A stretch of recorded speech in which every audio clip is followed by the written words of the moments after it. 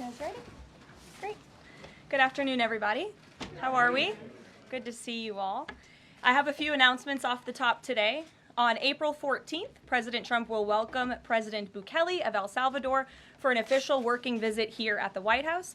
They will discuss El Salvador's partnership on using their Supermax prison for Tren de Aragua and MS-13 gang members, and how El Salvador's cooperation with the United States has become a model for others to work with this administration. On April 17th, President Trump will welcome Prime Minister Giorgia Meloni of Italy for an official working visit at the White House as well.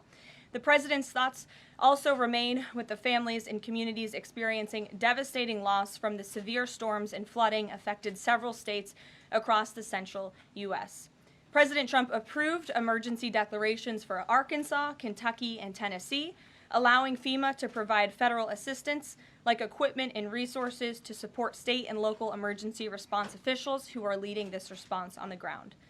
Last night, the Supreme Court delivered a massive legal victory to the Trump administration and allowed us to continue removing foreign terrorist invaders under the Alien Enemies Act. This was a smackdown to a rogue left-wing, low-level district court judge who have relentlessly tried to stop President Trump from using his core constitutional powers as head of the executive branch and as commander-in-chief. The highest court in the land made it clear that the President of the United States has the power to protect our homeland and forcibly remove foreign terrorists who pose a grave threat to families and communities. Thank you to the Supreme Court for upholding the rule of law and protecting the Constitution. Our message to the monster Tren de Aragua and MS-13 terrorists still hiding illegally inside our country is clear. Deport yourself now, or you will be locked up and sent back to your home country. On another matter, the historic Liberation Day announcement last week by President Trump made it very clear that the era of American economic surrender is over. President Trump is no longer going to allow American workers and companies to be ripped off at the hands of foolish trade practices that shipped away millions of high-paying jobs and hollowed out communities across the country. It's America first, all the way.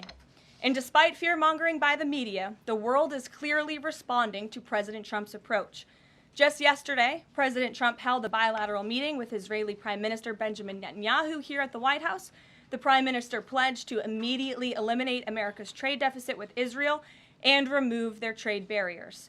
Israel's proactive approach should serve as a model for the rest of the world. Also yesterday, the President spoke with Japan's Prime Minister, who wants to negotiate as well. The President also spoke to the acting President of South Korea this morning. He has tasked Secretary Bessent and U.S. Trade Representative Jamieson Greer to lead these talks. In total, since the Liberation Day announcement, nearly 70 countries have already reached out to the President to begin a negotiation. Countries are falling over themselves to reform their unfair trade practices and free open their markets to our country. Why? Because these countries greatly respect President Trump in the sheer power of the American market. These countries realize they've gotten filthy rich over the past few decades by imposing substantial tariffs on American-made products and ridiculous non-monetary barriers to block out American industry. The jig is up. Past American presidents sat by and let this happen, but President Trump stood up for our country, and he is saying no more. The President's message has been simple and consistent from the beginning. To countries around the world, bring us your best offers, and he will listen. Deals will only be made if they benefit American workers and address our nation's crippling trade deficits. America does not need other countries as much as other countries need us, and President Trump knows this. He's going to use the leverage of our markets and our country to the advantage of the people he was sworn in to represent. On the other hand, countries like China, who have chosen to retaliate and try to double down on their mistreatment of American workers, are making a mistake. President Trump has a spine of steel, and he will not break, and America will not break under his leadership. He is guided by a firm belief that America must be able to produce essential goods for our own people and export them to the rest of the world. A strong America cannot be solely dependent on foreign countries for our food, medicines, and critical minerals. And America must always maintain a robust defense supply chain. Reprioritizing and strengthening our manufacturing industry are essential national and economic security issues of the utmost importance to President Trump. By focusing on supercharging the onshoring of American manufacturing, the president is already delivering on his promise to usher in an economic golden age for our country. Just look at Friday's jobs report, which smashed expectations for the second straight month. The American economy added 228,000 jobs, nearly 100,000 more jobs than economists predicted, and the fourth highest month for private payroll growth in the past 2 years. There was also a sharp increase in transportation, construction, and warehousing employment. And in just 11 weeks, President Trump has secured more than $1.5 trillion in private sector investment. This is $500 billion more than Joe Biden secured in his entire term. This record-breaking private sector investment will create roughly 350,000 American jobs and counting. If you add up all of the investment pledges from foreign governments, President Trump has secured an incredible $5 trillion in total investments already. In the months ahead, President Trump's pro-growth economic agenda will be fully realized. The largest deregulatory effort in American history is underway. Unnecessary, burdensome, costly red tape is being eliminated by this entire federal government every day, driving down costs and massively boosting small businesses. So far, President Trump's deregulation effort has already saved Americans more than $180 billion, equivalent to $2,100 per family of 4. The president's drill baby drill energy agenda, which he will discuss later this evening in the East Room, is capitalizing on the abundance of natural resources under our feet to generate more affordable electricity, cheap gas, and quality new jobs. All of this will combine to end the Biden-imposed cost of living crisis that's absolutely crushed American families. Under President Trump, the American energy industry will lead the globe over the next century, delivering lower prices and significantly strengthening our country's economic position. At the president's direction, Republicans in Congress are working quickly to pass one big, beautiful bill, which will also include the largest tax cut in American history. As President Trump has said, the House must pass this budget resolution quickly. Here in our new media seat today, we have Jasmine Wright, the White House reporter for Notice. Notice is a nonprofit and nonpartisan news site which launched in early 2024. They've gained millions of readers across the country since. The newsroom's goal is both to inform readers and train the next generation of politics and policy journalists.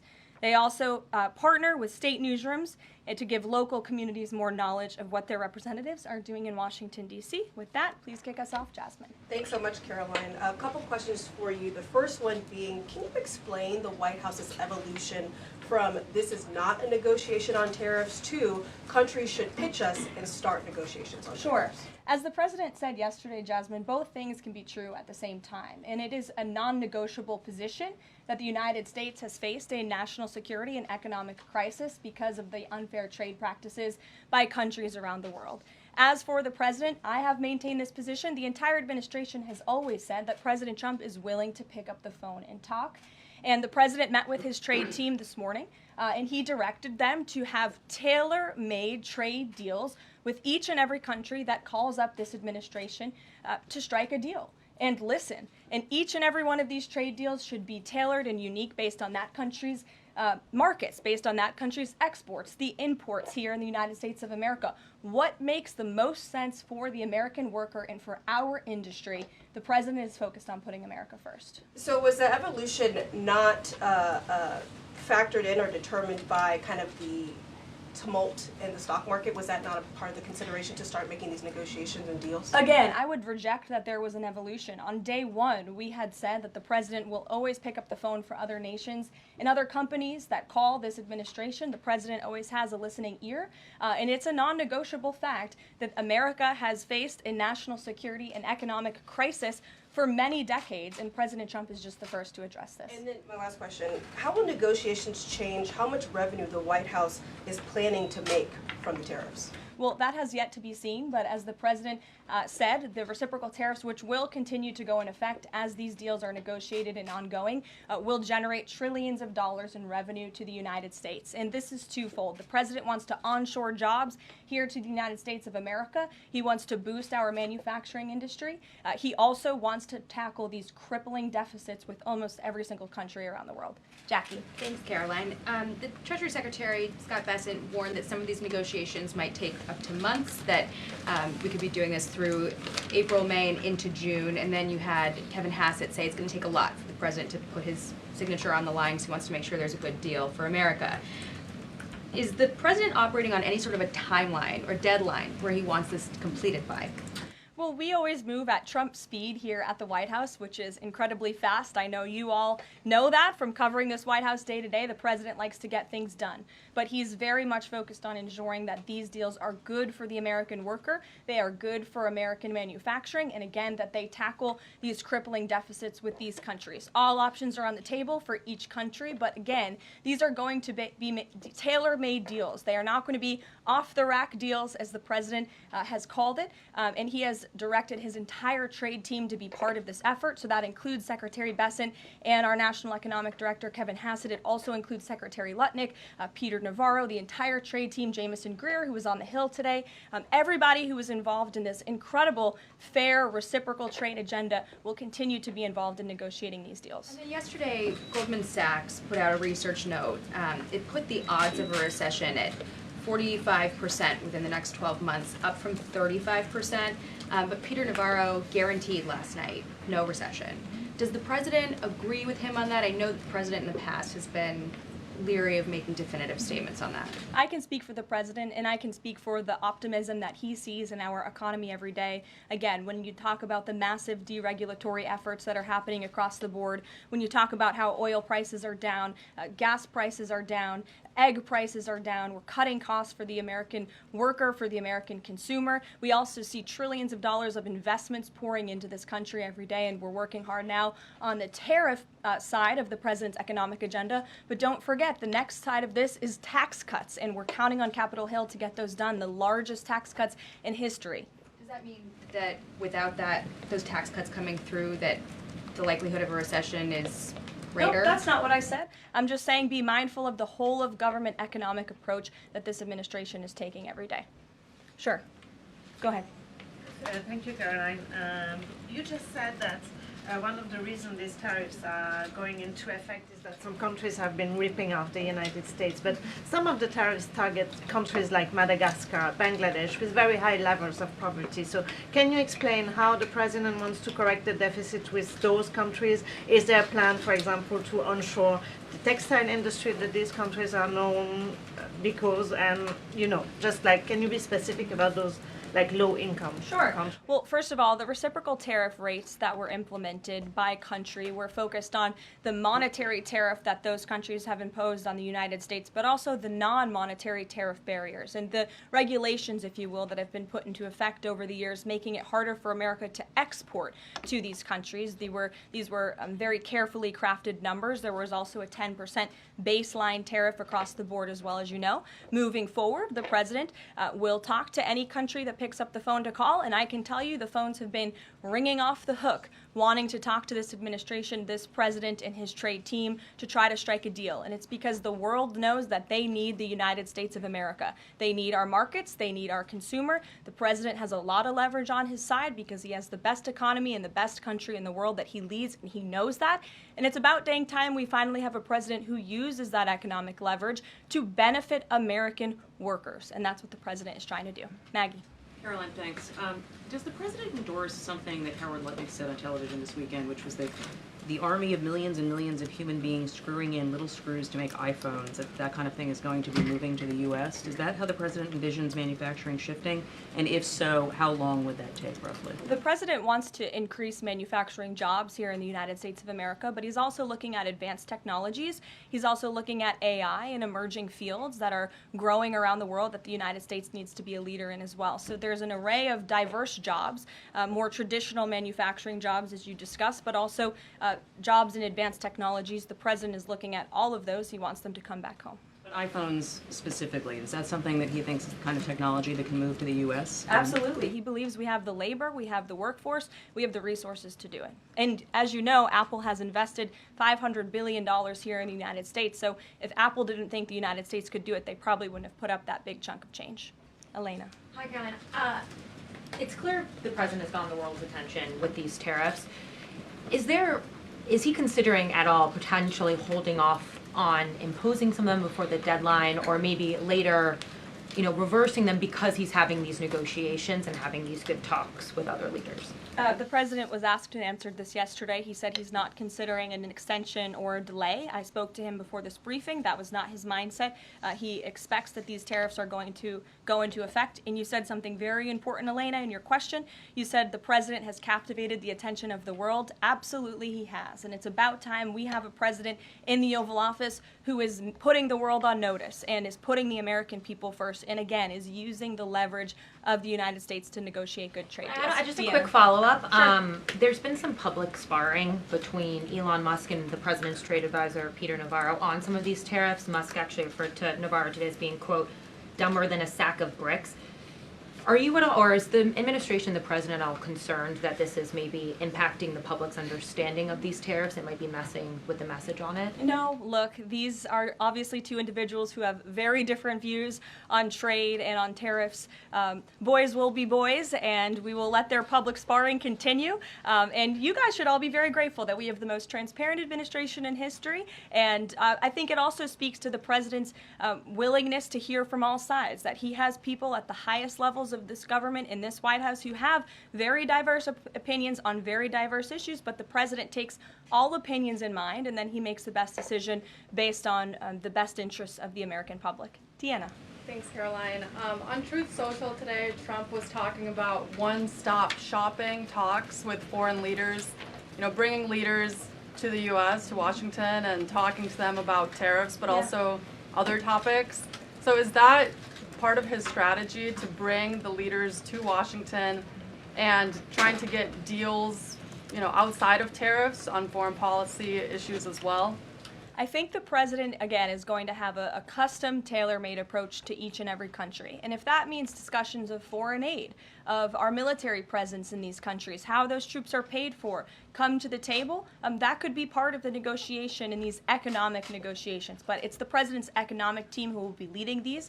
These are tariff and trade negotiations. And yes, they will be one-stop shopping for each and every country. They will be, as the president said again, tailor-made, not off the rack, to each and every country based on America's needs. And can you Caroline, confirm? hey, how are you? Thank you so Good. much, Carol from Lynn's LTV. So President Trump has designated Tren de Aragua as a foreign terrorist organization and deported its members while also moving to restrict Venezuela's oil exports. Is the administration preparing additional military or economic actions against Venezuela and the Maduro regime? And my second question is about Supreme Court Justice Amy Coney Barrett. Is the administration have a comment on her decision to go with the liberals and go actually with the Tren de Araguas? This is the same justice that actually sided against January 6th hostages last year. So is the administration have a comment? Are they disappointed in Supreme Court Justice Amy Coney Barrett? To your first question, I don't have any actions to read out in terms of Venezuela. The president has imposed secondary tariffs on the Maduro regime and on Venezuela in the form of oil, which is obviously going to have a crippling effect on the Maduro regime, and that's the intended effect of this administration.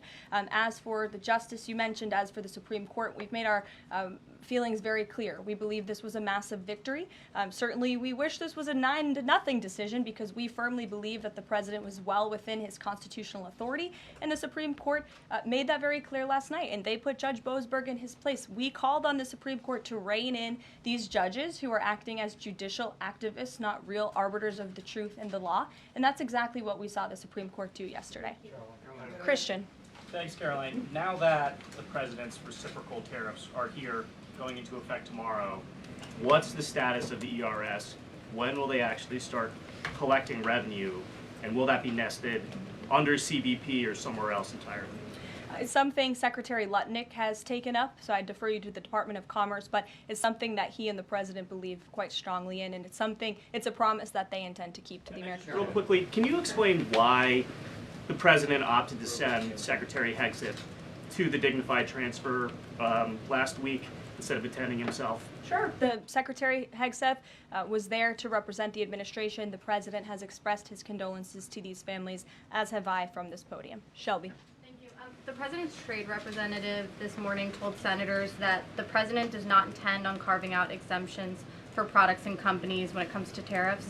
but would the administration consider changing that stance should bankruptcies begin among U.S. companies who are dependent on China trade? I won't get ahead of the president on any exemptions or his decision on that. I will leave that to him. But again, we're looking at this country by country and based on the needs of the American people and the American workforce. And one more, can you walk us through how this specific tariff plan was decided on and which advisor came up with it?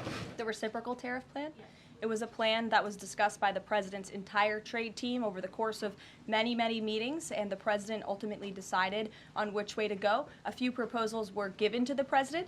There was debate and discussion, and the president made his decision. And as you've seen very publicly, the entire trade team is on board with this plan and the negotiations that will ensue because of it. Sure.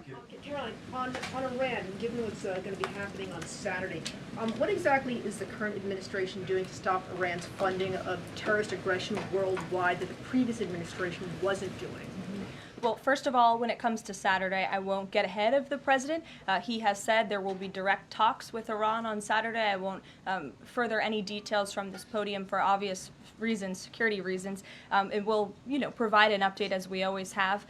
However, when it comes to Iran, the president has reimposed crippling sanctions on the Iranian regime, and he's made it very clear to Iran they have a choice to make. You can strike a deal with the president, you can negotiate, or there will be hell to pay. And as the president said yesterday, if they don't choose to move forward with diplomacy and a deal, which is the direction we do see them headed in, there will be grave consequences to pay. The back row. Thank Go you, ahead. Caroline. On the president's threat yesterday on social media to increase tariffs against China by an additional 50% in response to their retaliation, has he signed anything in terms of an executive order, any documentation around that? Will that additional 50% go into effect tomorrow? They will be going into effect at 12:01 a.m. tonight, so effectively tomorrow, yes. Work on that today? Of course, as always. To the gentleman in front of you, because that's who I originally called on. Go ahead. Over the weekend, President Trump said that he would be willing to have U.S. citizens deported to El Salvador with the cooperation of President Bukele. How would that work legally, and how many people would potentially be available for that operation? So the president has discussed this idea quite a few times publicly. He's also discussed it privately. You're referring to the president's idea for American citizens to potentially be deported. These would be heinous, violent criminals who have broken our nation's laws repeatedly, and these are violent, repeat offenders in American streets. The president has said, if it's legal, right?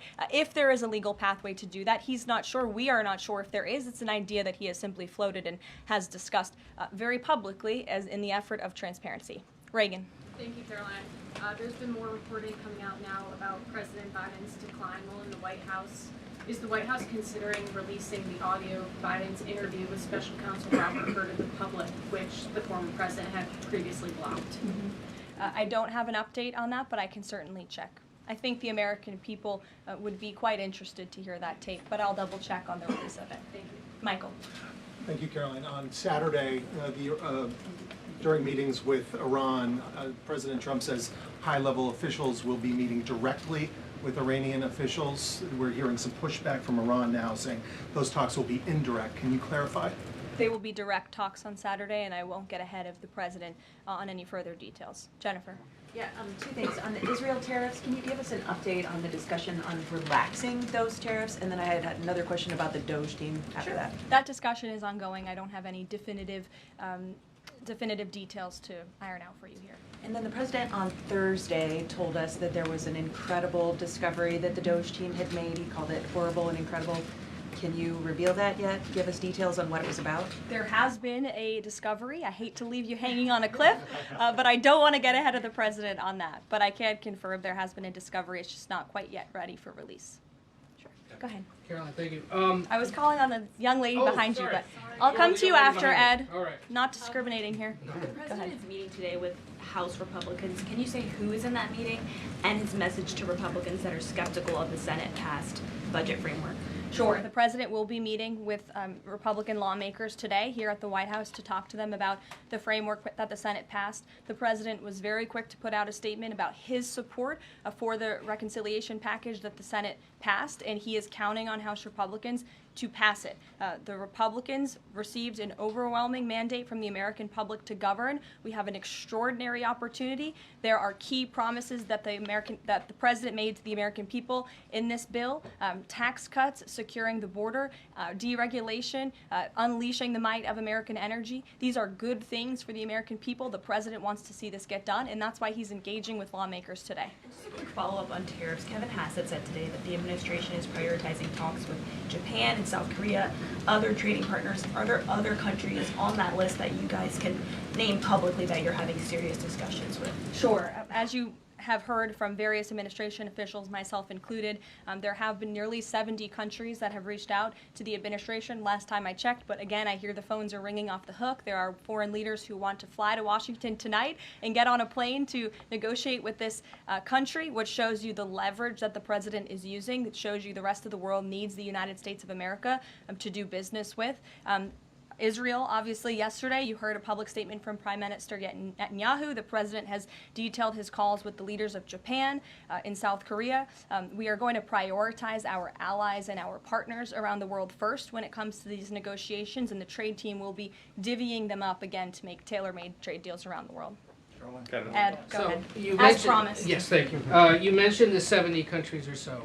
I'm curious, though, under what conditions at this point would President Trump talk to President Xi about tariffs? Look, I just spoke to the president about this, and he believes that China wants to make a deal with the United States. He believes China has to make a deal with the United States. It was a mistake for China to retaliate. The president, when America is punched, he punches back harder. That's why there will be 104% tariffs going into effect on China tonight at midnight. But the president believes that Xi and China want to make a deal. They just don't know how to get that started. And the president also wanted me to tell all of you that if China reaches out to make a deal, he'll be incredibly gracious, but he's going to do what's best for the American people. So China has to call first? The Chinese want to make a deal. They just don't know how to do it. But the president will be implementing these 104% tariffs on China tonight. And under what conditions might he consider lowering tariffs on China at this point? It would be imprudent of me to tell you those conditions here from the podium. Sure, Gabe. Thanks, Caroline. With regards to the Supreme Court ruling on the Alien Enemies Act, you're right, it was a win for the administration, but the justices also said that deportees are entitled to due process. Does the administration agree with that? That's not quite true, Gabe. They said that they are entitled to a habeas petition, and we are going to continue to comply with the law, and we are wholly confident that every single person that has been deported under the Alien Enemies Act, every person that will continue to be deported under the Alien Enemies Act qualifies for that deportation. NBC News is reporting that the administration is considering drone strikes on drug cartels in Mexico. We're citing several officials. This morning, Mexico's president was asked about that, and she said that we reject any of those actions. Your response? I saw that reporting. I don't want to confirm it from this podium. I don't want to comment on it because I'm not sure, but I would defer you to the National Security Council. So you haven't confirmed the report, but with Mexico's president saying that she rejects any of that, what would your response be? How is the relationship then between Mexico's president and the White House right now over targeting drug cartels? Well, first of all, the relationship between President Sheinbaum and President Trump is quite good, and I think both world leaders would tell you that. The president has been engaged directly with President Sheinbaum on a number of different topics, particularly when it comes to clamping down on the Mexican drug cartels, on clamping down on illegal immigration, human trafficking, drug trafficking through our southern border. She's taken significant steps towards doing that, but as for that specific report, again, I'm not going to comment. Caroline, two questions on trade. First, as a part of these negotiations, is it possible for countries to lower their tariffs below that 10% bare minimum that's been set? Again, I'll leave that to the president to make those determinations, but I can tell you that 10% universal baseline will go into effect as these negotiations are ongoing. Got it. And then what is your thinking just as far as low labor cost countries? Like if you've got a country like Vietnam that wants to negotiate, but obviously they have some advantages in terms of trade, in terms of the people there are not paid as much as American citizens. What is kind of the thinking? Can they still achieve a good kind of trade outcome with the United States? Well, again, you're right to point out that different countries have different labor markets. They have different skills, if you will, different resources, and the president is going to take all of that into account. His team will take all of that into account when they're negotiating these deals. I do just want to point out one thing, that the president, everybody in Washington, whether they want to admit it or not, knows that this president is right when it comes to tariffs and when it comes to trade. In fact, Democrats have long said that the United States of America has been ripped off by the countries around the world. They just don't want to admit it now because it's President Trump who is saying that. In June of 1996, Nancy Pelosi spoke on the House floor. She urged her colleagues at the time to fight against the status quo trade policies that had contributed to America's trade deficit with China. In fact, Nancy Pelosi said, "How far does China have to go? How much more repression? How big a trade deficit? How many jobs have to be lost for the American workers? How much dangerous proliferation has to exist before members of this House of Representatives will say, 'I will not endorse the status quo'?" Those are the words of Nancy Pelosi in 1996. Well, President Trump is finally answering her call 27 years later. Nancy Pelosi can thank President Trump today for the 104% retaliatory tariff that will be going into effect on China. In 2007, Chuck Schumer spoke of our nation's crippling trade deficit, saying, "These are the kinds of records the American people don't want us to be breaking. The administration needs to move beyond words, take action now to reverse a trend that threatens our prospects for future economic growth." And Chuck Schumer said that in 2007. Finally, in 2025, President Trump is taking action. Recently defeated Democrat Sherrod Brown said on deficits in 2012 that our deficit then at China had reached an all-time high, and it was on pace to recede last year's record. The trade deficit had cost American workers millions of jobs at the time. These are the words of Democrats years ago. It is about time America finally has a president who is taking action to restore those millions of jobs back to the United States of America, to boost our manufacturing industry. He's doing what's right for the American people. It will take a lot of labor. It will take a lot of effort. That's exactly what the American people elected this president to do. He will be talking about our energy agenda at 3 o'clock today over in the East Room, as you all know. He will be signing a bill to unleash the might of our beautiful, clean coal industry in this country, which is a reliable energy source also for AI. There's a great story in Bloomberg today, actually, about the executive order that will be signed later. So we'll see you all there. I'll let the president speak more. We'll see you later. Thanks, guys.